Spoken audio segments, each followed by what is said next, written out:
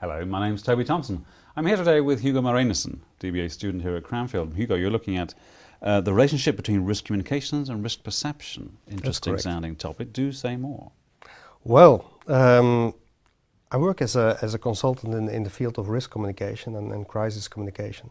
So I was really keen to know how is this working, because in a lot of companies I see people sending out messages about certain risks and nobody's acting accordingly.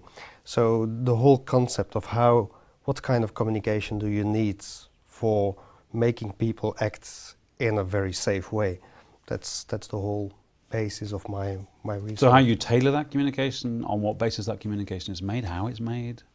Yeah, and also the whole process. What is happening with the perceptions? How do people look at certain perceptions of risks, and how do they deal with that?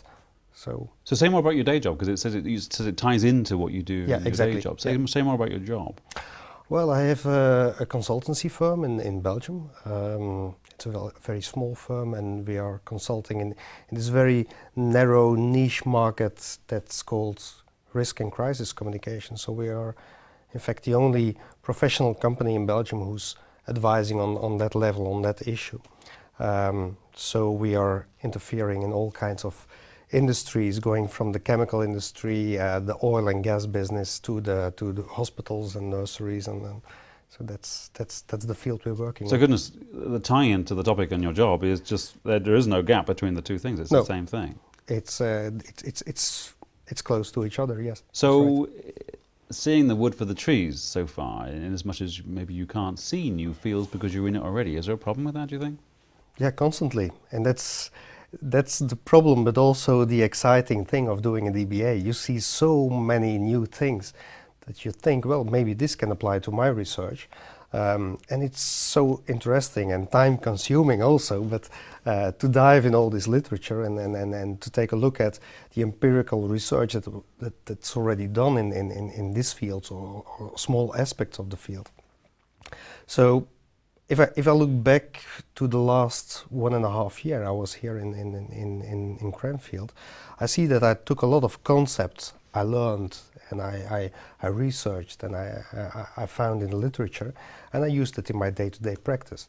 So I'm improving my practice, day-to-day practice, by doing this DBA, and that's the nice thing. Yeah. A hand-to-mouth connection between the two. Exactly. Yeah. You're with Donald Atkin, you're a supervisor, and Cliff Bowman and David Denyer. Say more about that panel procedure, that supervisory thing, the support that you get. My supervisor is Professor Latkin, Donald Latkin, and